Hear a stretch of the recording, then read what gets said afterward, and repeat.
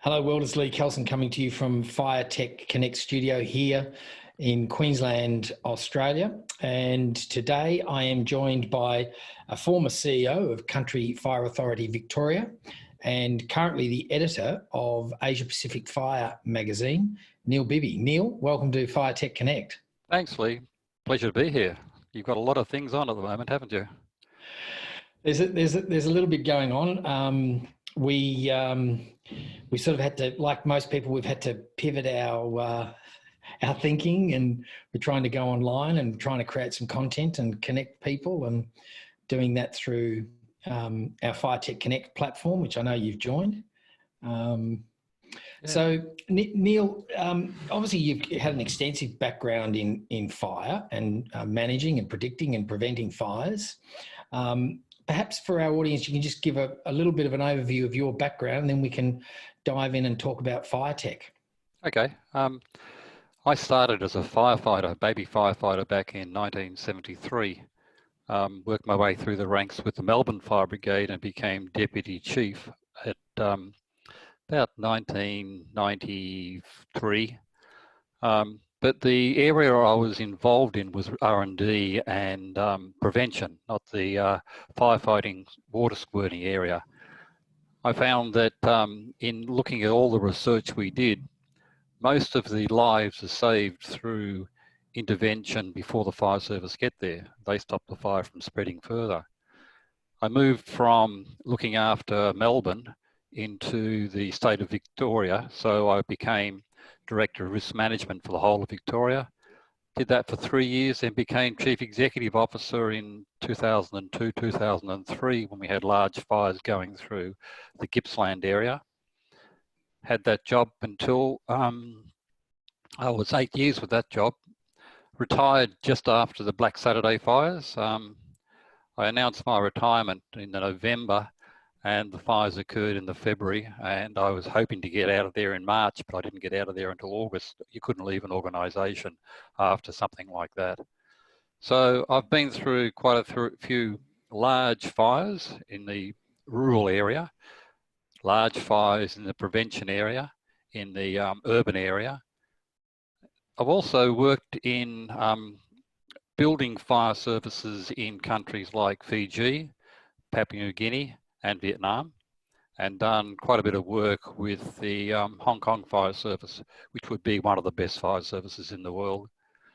Took on the role of editor-in-chief of the Asia Pacific Fire magazine as a retirement job. It's now taking up most of my time. Yeah. And we've got quite a good stable of 5 magazines that are put out quarterly. MDM Publishing, and that includes UK Fire, Gulf Fire, International Fire Prevention, International Firefighter, and the one I do, which is Asia Pacific Fire. I've also been in the area you're at.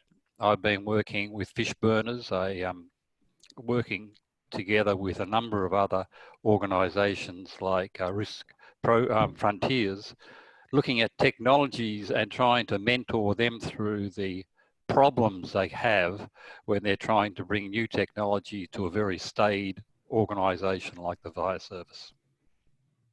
So that's a nutshell, yeah. That's a pretty good nutshell. Thanks for that. So, I mean, that's a great segue. I mean, let's talk about the work you're doing at Fishburners. Obviously, it's very relevant to the Fire Tech Connect. You know, what we did, I guess, is had a look at what are the challenges with the technology in the fire sector. And, you know, I'm not by any means a fire expert, but certainly been around technology for 30 years and have taken a number of different technology products to market, both successfully and some unsuccessfully. So I understand the challenges of it.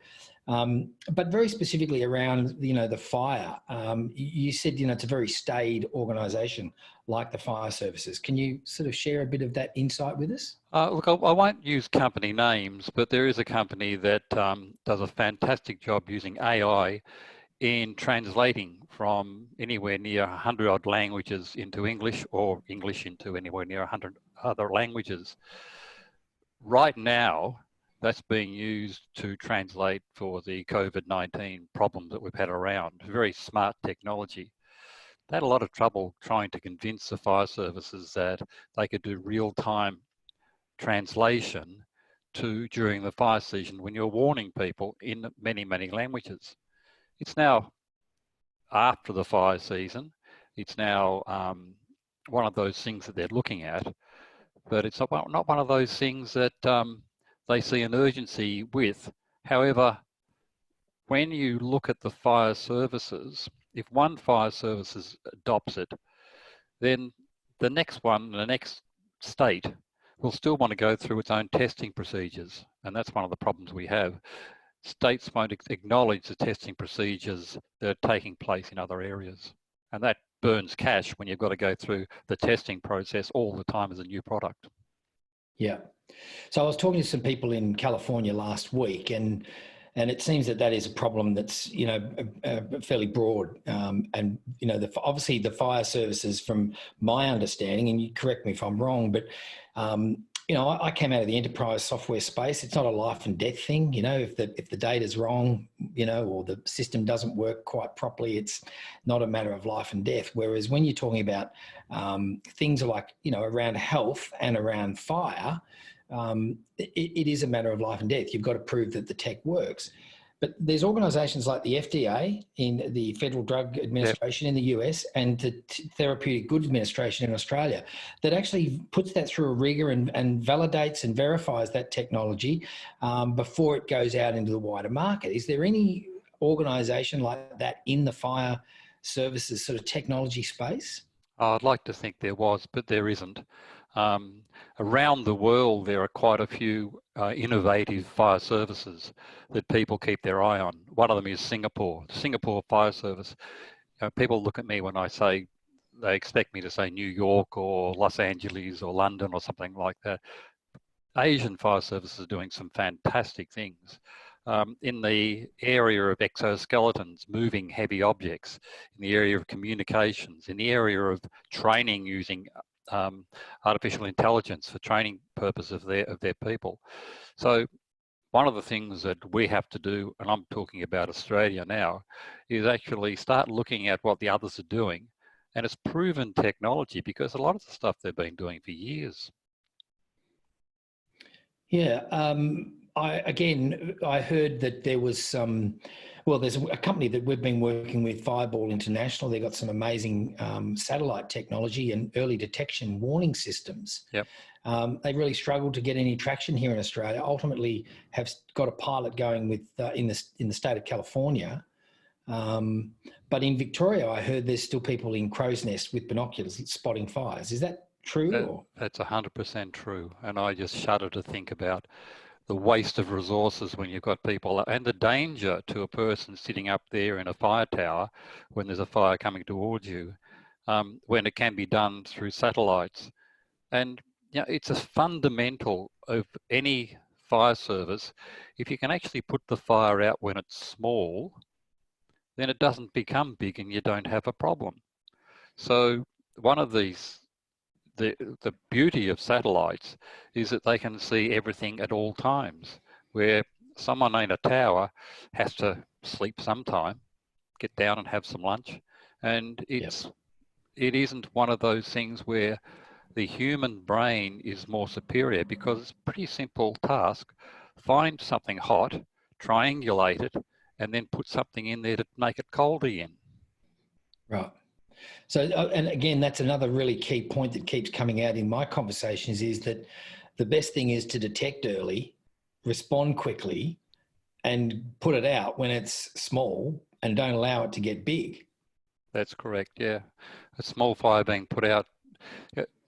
If you have a good fire season and there are no large fires, people think you've done nothing.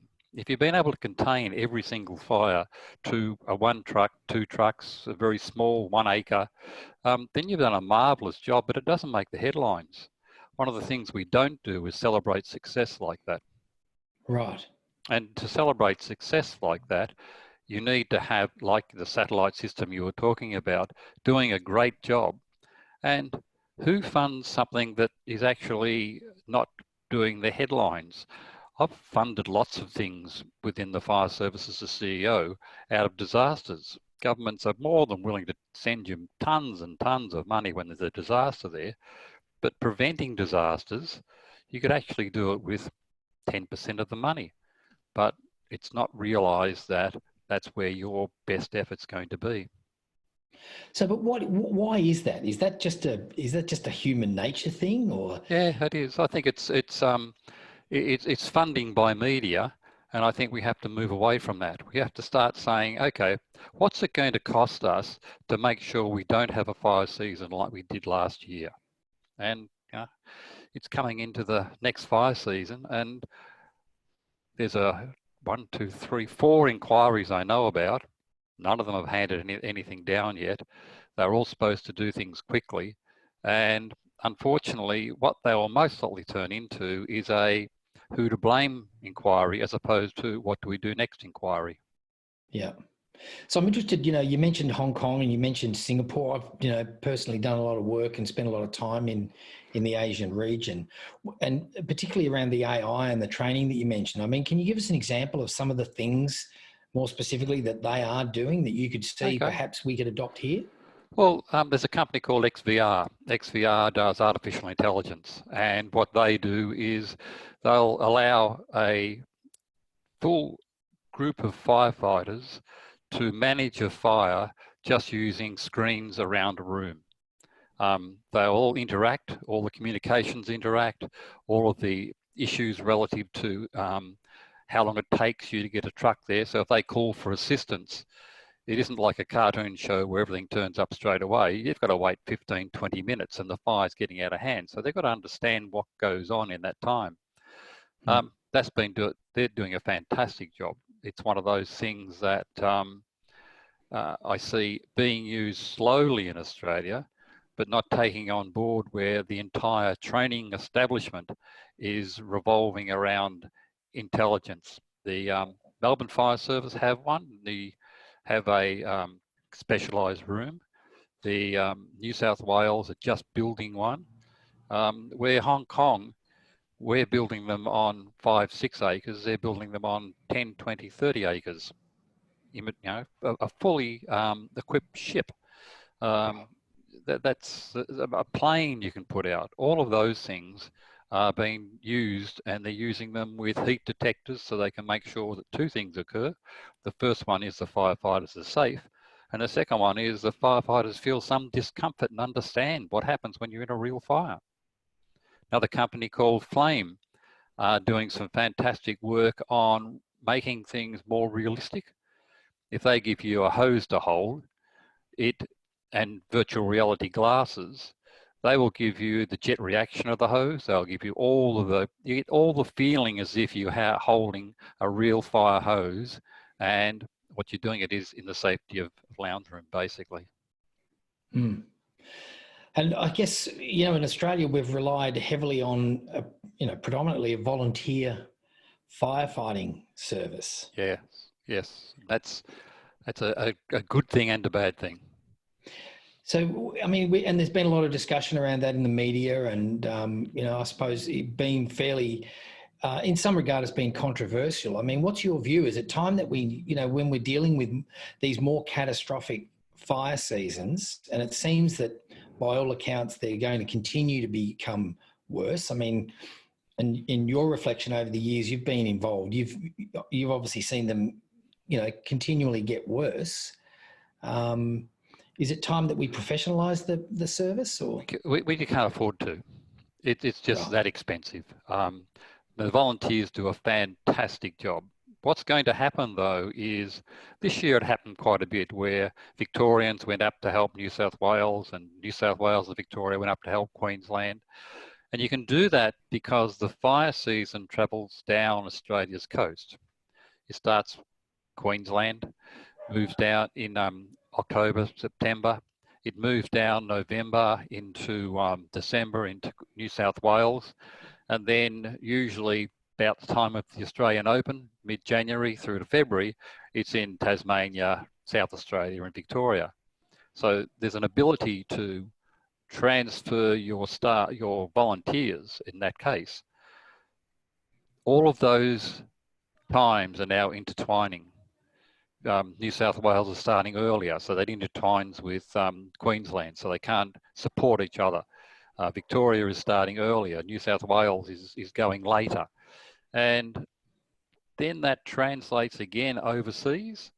The aerial equipment we use is usually the aerial equipment that isn't needed in California, or the helicopters and things like that.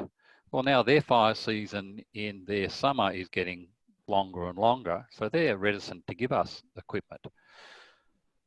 Get back to your original question, the volunteers, they have to be supported by technology, and they have to be supported by leave time to allow them to refresh themselves. And it's getting to the stage where volunteerism is causing troubles with volunteers being too long away from their jobs. So where I'm looking at is to start working on increasing the number of volunteers and getting some younger volunteers in. Most of our volunteers now are in their late 50s, going through until their mid 60s, 70s, or retired. Right. So what we need to do is, if we don't make the fire service seem like a challenge that is something that a millennium would want to do. Right. Okay, so I think we need to start thinking about how we train these people. Simple little thing. Millenniums travel a heck of a lot from one state to the other. As a volunteer, getting a transfer from one brigade to another currently is a hard thing to do. Having all your qualifications recognised is a hard thing to do. So one ideal is a national training forum so that people can move around and be recognised for what skills they have. Right. And do you think it's part of a branding? I know that the military, the armed forces have done a very good job of attracting, obviously recruits and people into the military, and they do that through, fairly extensive, brand and brand identity. Is that, do you think that that's something that might help attract the millennials? I think you're 100% right. I think what we need to do is start looking at how effective some of the stuff the military are doing at the moment and start moving it into SES, the fire services, even things like life-saving are having trouble getting volunteers.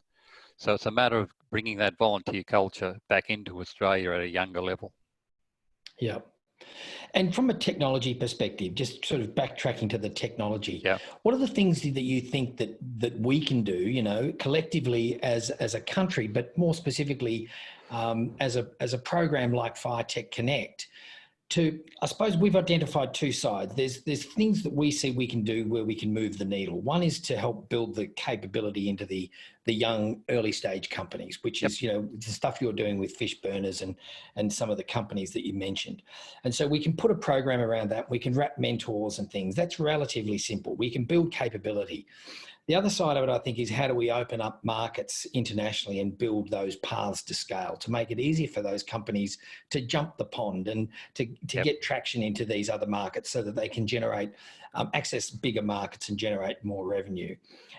But from the buy side, if you like, which is the procurement and, the tender processes, they seem to be, very cumbersome, very onerous to get through that process. And there is no TGA, Therapeutic Goods Administration, or something in place so what are the sort of things you see that we can do in that space? Well, in the new technologies, when you're looking at energy, ARENA is one of the examples that you can use. That's an organisation that has a large amount of federal money put into it. And what they do is they apply for grants to get them over or get them through the valley of death and get all that testing done. And I think something like that in the fire technology, I don't think it's actually really, you might not like me saying this, but it's disaster technology. Yes. So it's a big enough market in the disaster area to have something like that. And if you're doing things about alerting people for floods, volcanoes, earthquakes, tsunami, it's the same sort of stuff you need for fire. It's just a matter of rebranding it and calling it a fire X, just because it isn't originally there. And that's one of the things that I think we haven't touched on, is that there's a lot of new technology out there that people don't understand it could be used in the emergency services. Correct. There's a lot of technology out there. There's a company that does a lot of work in supermarkets, guiding people around supermarkets so that they can actually find the store they want. That same technology can actually address the problem of, in a large supermarket, directing people out of the store when there's a fire, when there's a shooter, when there's anything that occurs that means that they have to evacuate the thing. So the store. So having a look at the things that are working now and then applying them through to what could be an emergency services application is one of those things that I think we are missing out on, because the technology has already been proven. It's just a matter of now applying it to a different market. Yes, no doubt. I mean, look, a case in point, I think, is that of the initial 20-odd companies that we've had just through our initial marketing activities that have inquired about FireTech Connect, 70% of them, 75% of them are actually working in transport logistics, traffic management. The traffic management one can be applied to evacuation management, the logistics around the transport management, which is mainly based around the flows of public transport and freeways, but can be applied in the same way. So 75% of those companies we've spoken to are actually focused on another sector, but can be transposed straight into those. As you say, it's more broadly the emergency sort of evacuation style thing, which can apply to anything. But obviously, what we're more focused around is that fire technology. So I think that's actually where the opportunities are, more so in technologies that are there, pre-existing, they're proven, they're being used, and they can be just transposed. I think also some of the stuff that's happening in the military now, I think we need to start having people look at their cutting edge technologies and seeing how they can be applied in the domestic market. I've seen a number of technologies where, I'll give you an example. You can actually have a radar system that looks through concrete walls, and looking through the concrete wall, you can see the heartbeat of an enemy soldier. You shoot through the concrete wall and you kill the bad guy. You turn that around in an earthquake situation and you find a heartbeat and it's someone to rescue. Right. Yeah. Okay, that's a great example. Example. I think one of the things that you said to me that I made a note of when we spoke a few weeks back, and it was interesting. You said one of the areas that needed to be focused on is what do we do when the technology? What technology do we use when technology fails? Yeah. Yes. So, it's very simple. The ABC is going to be I'll give you an example, is the broadcaster of choice. Now, the ABC is fantastic if you've got power for your television, if you've got power for your radio. The fallback position often is a radio with batteries in it. And people don't know what radios are with battery. We used to call them a wireless. And so there are simple things like that. But there are other alternatives where you can drop in little transmitters on drones, have a mesh network. You can use the satellite, which you're using for scanning for fires, as a communications platform. So there are all of those things that are there that are the backups. And I think quite often what we don't look at is, there's a satellite up there. We're using that to look at infrared purposes for fighting fires. While we're up there, let's use it as a backup for communications if things go wrong. So I think the duplication or the additional uses for technology is something that we're not that good at finding. We actually don't know what we don't know in a lot of cases. Yeah, so, interesting. We touched on it before, and I assume that you have seen the change in the fires, and I've spoken to a number of people over the last few months that keep telling me that the fires are getting worse. I'm one of the fire chiefs in the Fire Chief Leaders Program, which we are pushing on climate change. So it's ex-fire chiefs for climate change. And we've been pushing the government saying that fire is a symptom of the problem. The disease is climate change. So we can tackle all we want. We can tackle as many fires as we want, but all we're doing is tackling the symptom. Let's now start looking at what the actual disease is and tackle that. And you start using technology for that. Even with everyone locked away at the moment, it's marvelous what's happening to the world in purity of air and purity of water, and dolphins coming back into bays. It makes you cry to think that sooner or later we're all going to go back to the old ways, and the place will be I won't say it, not a very nice place to live again. No, I think that's interesting, isn't it? Because your observation is the same as mine, is that, people say they want to get back to normal. And I'm sort of saying, well, the normal wasn't that great. We've got to stop kidding ourselves that normal that we take for granted, because it's that complacency, but it's almost like you need a shake up to your point, you see all these people saying about these wonderful things that are happening with air pollution, and you see places like Mumbai and Los Angeles. It's the first time they've seen the skyline and the mountains, and it seems a shame. You'd like to think that we're going to learn, but yeah, that's right. It is one of those problems where it really does need guidance from political guidance. Yes, a lot of people can do it individually, and a lot of people can do some good things, but it really needs our politicians to bite the bullet and say, we got a problem here. It's no different than a major fire or a flood or an earthquake. It's a major problem and we have to deal with it now. Yeah. And I think some of the technologies that we look at, there's a technology which is used for making solar panels safe. So what happens is when you have a solar panel on your roof, if you have a fire or a tree falls down or it's a major storm, you can turn the power off, but you cannot turn the solar panel off. It still generates electricity. The only way to do that is to cover the cell. And this is a black latex that you spray on and covers the cell, turns it off and makes it safe for emergency services workers to go about their work. The company trying to push that into the market is getting traction in New York, in London, West Midlands, but not in Australia. Everyone's looking at it, and we're the country with the most solar cells. Everyone's looking at it and saying, oh, gee, that's a good idea.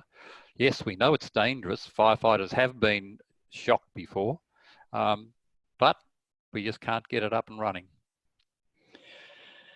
So, I suppose I've watched that over the last 15 or 20 years. Myself have had to go overseas with some of my software and my innovations that I've tried to take to market.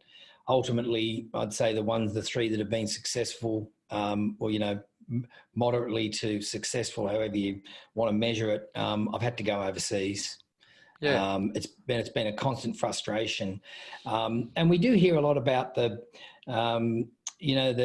community building and ecosystems and all of that stuff. I see a lot of that very as superficial. There's no real depth to it. There's no innovation agenda in Australia from a federal perspective. We're very fragmented. And at the end of the day, if you look at the World Economic Forum reports that come out every year, which I do and read, we bounce around from 70 to 75 on the innovation scale around the world. That's the reality of it. So what I'd like to do is I'd like to find 2 or 3 technologies and get to know exactly what they're about, because the people who are doing the coding have no idea how to deal with bureaucrats. The people who are doing the coding have no idea usually how to market, and usually the first thing you do with new technology is get rid of the inventor and get a good marketing person in there or a CEO. Not to say you don't look after the inventor, because it's the most important person, you've got the copyright. Sure. But you need to make sure you get the right people in. But I think what we need to do is get 3 or 4 good examples and take them, not to market, but take them to the Australian Fire Authorities Council, take them to COAG, take them to the Royal Commission into bushfires and say, look, guys, this is an example of what can be done if we have some incentive to push it through. I think we only need 3 good ones and 3 very successful ones, and we'd have people starting to understand that we need to do something in our own country to push things. When we look at some countries that are around, some Western countries, they're far more conservative than the Asian countries. Yeah. Yeah, well, I suppose that's what we're trying to do, is just our little bit. And anything you need to help me with, I'm more than happy to come in, because I think what you're doing is fantastic. Yeah, no, thank you. And I think it's an important thing. So, I mean, that's the mission for us, I guess, is to help find those companies that we can build that commercial capability in. And as you quite rightly say, a lot of the technologists that come into it don't have the commercial skills. So we either need to give them the commercial skills or help them build a team with commercial skills around them. But I think the challenging part, it's almost like that to me is the easy part. The challenging part is, how do we reduce the friction in the buy side, and how do we get in front of these people that are the decision makers and say, look at this cool technology. Why are we using this overseas in Europe and the US? And why aren't we doing it here? And I think it's people like you and your networks and connections that potentially can help us do that. Well, the magazine I put out quarterly, and within the magazine, there's a lot of advertising. It's a trade magazine, but there are usually 20 articles on new technology or new things that are happening. And so that's 4 a year, 20 by 4 is 80. Articles every year on things that can be used. Some of them are used, some of them are used in very small areas, some of them are used internationally. Most of them are having trouble getting to market. Yeah. So there's plenty out there. It's just a matter of having the wherewithal to push through some of the problems that we have. And I really do think it has one of those things where you have to tread gently but push forward. We'll keep pushing forward. And I suppose the other thing is that, again, the conversations that I've been having is, we going into this fire season, the US is moving into their fire season. In fact, they've already had fires and they've got fires. We've already had a few fires in WA. Yep. So, what does that look like in the middle of a global pandemic? Well, it is. And if you go to websites like Sentinel and have a look at the fires that are in place and are going right now, they're only small fires, but there are hundreds around Australia. So we're looking at a fire season that's literally started. And what I just go back to, because you don't mind me doing an advertisement for the magazine.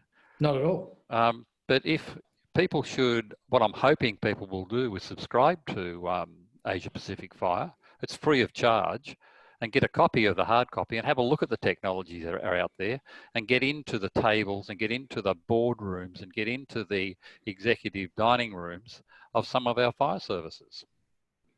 Definitely. Well, I mean, through our Fire Tech Connect network that we've just launched a week or so ago, be keen to get some of those introduced into that network, and also some of those articles and things getting fed through that network. But I'm more than happy to publish articles from different technologies you find. That's an ideal way to go. That'd be fantastic, and I think we'll put the link in this video to the Asia Pacific Fire magazine for people that want to subscribe. So as you say, it is free to subscribe, and we'll also put a link to our fire network. And so collectively, together, we might be able to move this thing forward. Yeah, I think we need to sit down and have a good look at how we work through this technology and how we bring it to the fore. Risk Frontiers, have you dealt with them before?